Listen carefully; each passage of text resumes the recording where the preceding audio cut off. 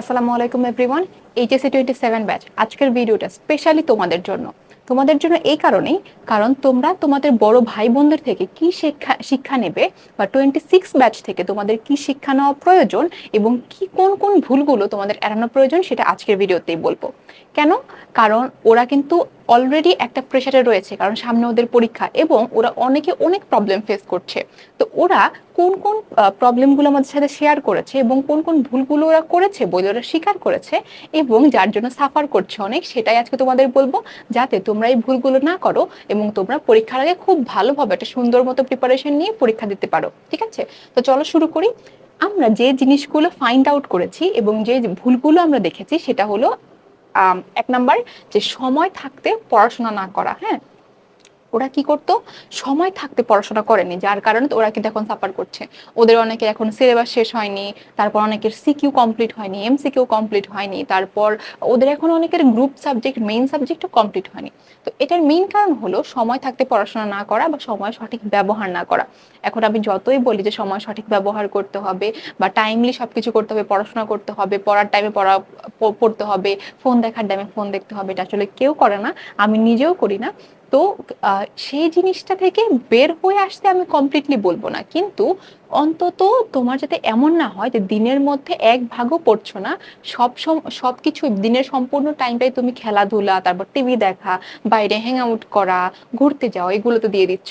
এখন proper routine life কিন্তু কেউ লিড করতে পারে না। হ্যাঁ, অনেকে এক্সেপশনাল রয়েছে যারা করো, কিন্তু আসলে বেশিরভাগ মানুষের পক্ষে প্রপার রুটিন লাইফটা মেনটেন করা পসিবল হয় না। এটা একদম সত্যি কথা, যে যাই বলুক না কেন।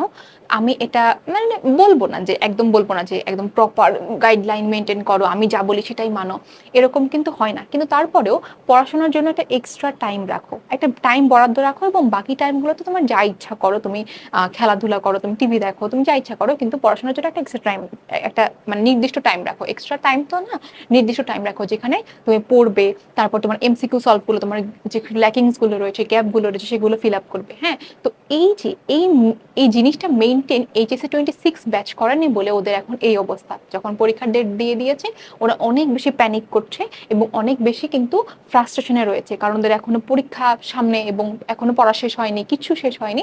তো এই জিনিসটা তোমাদের করা যাবে না। কি করতে হবে? সময় থাকতে পড়াশোনা করতে হবে। তোমাদের যদিও এখনো অনেক টাইম চলে গিয়েছে, তারপর আমি বলবো যে এখনো কিন্তু এনাফ এনাফ টাইম রয়েছে ফাইনাল পরীক্ষার আগে ভালো করার জন্য, এবং তোমাদের ইয়ার ফাইনালে কিন্তু কামব্যাক দেওয়ার জন্য এবং ভালো রেজাল্ট করার জন্য। তো বলবো এখনই সময় থাকতে ভালো মতো টাইমলি পড়াশোনা করো, রুটিন ওয়াইজ পড়াশোনা করো, সবকিছু করো। আমি বলবো না যে বাদ দাও সবকিছু, তোমার খেলাধুলা, নাচ গান যা মন চায় তুমি করো, কিন্তু এটা নির্দিষ্ট টাইম পড়াশোনা করে তারপর যা ইচ্ছা করো। তারপর সেকেন্ড জিনিস হলো টপিক ভিত্তিক প্রিপারেশন। এটা তোমরা এখন হয়তো বললে বুঝবে না, কিন্তু এটা যে কত ইম্পর্টেন্ট এবং এটার অভাবে কত যে ঝামেলা হয়, সেটা তোমরা কয়েকদিন পরে বুঝবে। এখন যারা আমার এই ভিডিওটা দেখে আস্তে আস্তে তোমরা রুটিন চেঞ্জ করবে বা প্রিপারেশন নেওয়া শুরু করবে সেই অনুযায়ী, তাদের জন্য আমি বলবো ভালোই হবে, অন্তত মানে উপকার হবে, কিন্তু তোমরা ক্ষতির সম্মুখীন হবে না। কিন্তু যারা এরকম স্ক্রল করে চলে যাচ্ছ বা যারা দেখছো না, তাদের বলবো যে কয়দিন পরে বুঝবে এবং কয়দিন পরে তোমরাই আসবে যে আপু সাজেশন দাও, এখনো কিছু পড়া হয়নি, যেটা 26 ব্যাচ কিন্তু অলরেডি করছে। হ্যাঁ, তো তোমাদের পড়াশোনা শুরু করার আগে জানা দরকার কোনটা পড়বো, এটার আগে জানা দরকার যে কোনটা পড়বো না, কিভাবে পড়তে হবে, কোন টপিক থেকে বারবার কোয়েশ্চেন আসে, এটা অ্যানালাইসিস করে তারপর পড়তে হবে। এমন একটা টপিক তুমি খুব ভালোভাবে মনোযোগ দিয়ে পড়লে যেখান থেকে কখনো কোয়েশ্চেন আসেই না, এমন একটা টপিকে তুমি 2-3 দিন 4 দিন ব্যয় করলে যেখান থেকে কোয়েশ্চেনই আসে না, যেখান থেকে কোনো কালেই কোয়েশ্চেন আসবে না। তো এভাবে পড়লে আসলে তোমার সময়, তোমার শক্তি অপচয় ছাড়া আর কিচ্ছু হবে না। তো তোমাদের কি করতে হবে? টপিক ভিত্তিক প্রিপারেশন নিতে হবে এবং প্ল্যানিং করে পড়তে হবে যে কোত্থেকে বারবার কোয়েশ্চেন আসে। হ্যাঁ, কোত্থেকে কি হয়, বারবার কোয়েশ্চেন আসে, কোন টপিকটা খুব ইম্পর্টেন্ট, কোন টপিকটা পড়লে তোমার শিওর কমন পড়বে, এই টপিক ভিত্তিক এবং টাইপ ভিত্তিক প্রিপারেশন নিতে হবে এবং প্ল্যানিং করে পড়তে হবে।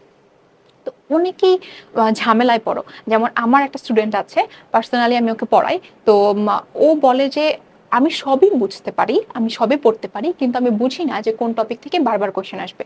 যত আমি বোর্ড কোশ্চেন অ্যানালাইসিস করি, যত কিছু করি না কেন, আমি বুঝি না যে কোন টপিক থেকে পড়লে খুব ভালো করে কমন পাওয়া যাবে এরকম।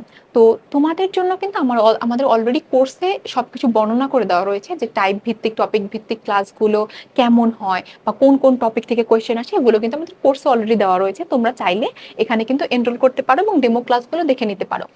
তারপরে আমাদের নেক্সট যে টপিকটা বা নেক্সট যে পয়েন্ট আমি যেটা বলবো, গ্রুপ সাবজেক্ট আগে থেকেই পড়া। এখন তোমাদের মধ্যে 27 মধ্যে অনেকেই আছে যারা এখনো গ্রুপ সাবজেক্ট শুরুই করেনি, যারা এখনো গ্রুপ সাবজেক্ট ধরেই দেখেনি, যারা গ্রুপ সাবজেক্ট নিয়ে কিছুই পড়েনি, কোনো একটা একটা স্পেসিফিক চ্যাপ্টারও পড়েনি। আমি একদম শিওর, আমি আমি বলতে পারবো যে অনেকে এটা এটা করেছে, যে অনেকে গ্রুপ সাবজেক্ট এখনো পড়া শুরু করেনি। মেইন কথা হলো, গ্রুপ সাবজেক্টে কিন্তু অধিকাংশ মানুষ ফেল করে, অধিকাংশ স্টুডেন্ট ফেল করে এই গ্রুপ সাবজেক্টে। তো তোমাদের এটা ভালোভাবে জানতে হবে যে কোন কোন সাবজেক্ট তোমাদের ভালো করে পড়তে হবে এবং কোন কোন টপিক ভালো করে পড়তে হবে, এবং গ্রুপ সাবজেক্টে এমফাসাইজ করতে হবে। মেইন সাবজেক্ট তো অনেকেই পড়ো, মেইন সাবজেক্টে টিউটর থাকে, মেইন সাবজেক্টে অনেকে টিচার থাকে, অনেকে ভাইয়া আপু থাকে দেখিয়ে দেওয়ার জন্য, কিন্তু গ্রুপ সাবজেক্ট অনেকে একদম অবহেলা করো। এটা করা যাবে না, আগে থেকেই পড়তে হবে। কারণ 26 ব্যাচ থেকে যারা আমাকে এই পর্যন্ত নক করেছে তাদের সবার প্রবলেম এই গ্রুপ সাবজেক্টে, যে গ্রুপ সাবজেক্টে জিরো প্রিপারেশন, কিছু করা হয়নি। লাস্ট যেটা বলবো এটা হলো সিকিউ এমসিকিউ এবং বোর্ড কোয়েশ্চেন। হ্যাঁ, সিকিউ এমসিকিউ এবং বোর্ড কোয়েশ্চেন কেন? কারণ তোমাদের কোয়েশ্চেন প্যাটার্ন জানার জন্য, কোন কোন টপিক থেকে বেশি কোয়েশ্চেন আসে। একটু আগে বললাম না যে আমাদের কোর্সে টাইপ ভিত্তিক এবং টপিক ভিত্তিক জিনিসগুলো দেওয়া রয়েছে, হ্যাঁ, অলরেডি গুছানো রয়েছে, তোমাদের নিজে থেকে অ্যানালাইসিস করতে হবে না। তো তোমরা সেখানে যেতে পারো বা সেখান থেকে দেখতে পারো। কিন্তু যারা মনে করো চাচ্ছ যে নিজে নিজে আমি একটু অ্যানালাইসিস করবো, কোত্থেকে অ্যানালাইসিস করবে? বোর্ড কোয়েশ্চেন থেকে, টেস্ট পেপার থেকে। হ্যাঁ, এখনো তো অনেকেই 27 ব্যাচে টেস্ট পেপার কেননি। তো আমি বলবো যে তোমরা বোর্ড কোয়েশ্চেন থেকে সিকিউ এমসিকিউ অ্যানালাইসিস করো। অ্যানালাইসিস কিভাবে করবে? দেখবে প্রত্যেকটা সিকিউ সলভ করবে এবং দেখবে কোন টপিক থেকে বারবার রিপিটেড কোয়েশ্চেন এসেছে। হ্যাঁ, এভাবে দেখার পরে তুমি বুঝতে পারবে যে কোন টপিকটা ইম্পর্টেন্ট, হ্যাঁ, কোন টপিকটা ইম্পর্টেন্ট আর কোন টপিকটা ইম্পর্টেন্ট না। এভাবে কিন্তু তুমি কি করতে পারবে, বুঝতে পারবে। তো তোমাদের এই জিনিসগুলো করতে হবে আর এই জিনিসগুলো মাথায় রাখতে হবে। তো তোমাদের অনেক ফ্রেন্ড আছে যারা সেম ভুল করছে, তাদের কাছে একটু ভিডিওটা শেয়ার করে দেবে যে দেখ দোস্ত, কি কি ভুল করা যাবে না এবং কোন কোন জিনিসগুলো তো আমাদের মাথায় রাখতে হবে। আমাদের বড় ভাইয়াপুরা কোন ভুল করেছিল এবং এগুলো থেকে কোন কোন জিনিসগুলো থেকে আমাদের দূরে থাকতে হবে। হ্যাঁ, তো এই জিনিসগুলো তোমরা যারা পড়া শুরু করছো, এই জিনিসগুলো তোমরা মাথায় রেখে পড়া শুরু করো, আশা করি অনেক ভালো করবে। হ্যাঁ, আর এইভাবে অ্যানালাইসিস করে পড়ো। যেটার প্রতি আমি বেশি ফোকাস করবো যে প্রিপারেশন নিয়ে পড়ো, টপিক ভিত্তিক, এবং প্ল্যানিং করে পড়ো।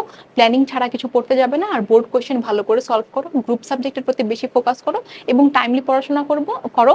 এই 4টা জিনিস দেখবে, এই 4টা জিনিস ফলো করো, দেখবে তোমাদের প্রিপারেশন এমনি অনেক ভালো হয়ে যাবে, এমনি অনেক গোছানো হয়ে যাবে, পরীক্ষায় ভালো করবে। তো তোমাদের জন্য শুভকামনা রইলো, পড়াশোনা ভালো করে শুরু করো এবং ভালো করে পড়াশোনা করতে থাকো। আল্লাহ হাফেজ, আসসালামু আলাইকুম, দেখা হচ্ছে পরের ভিডিওতে।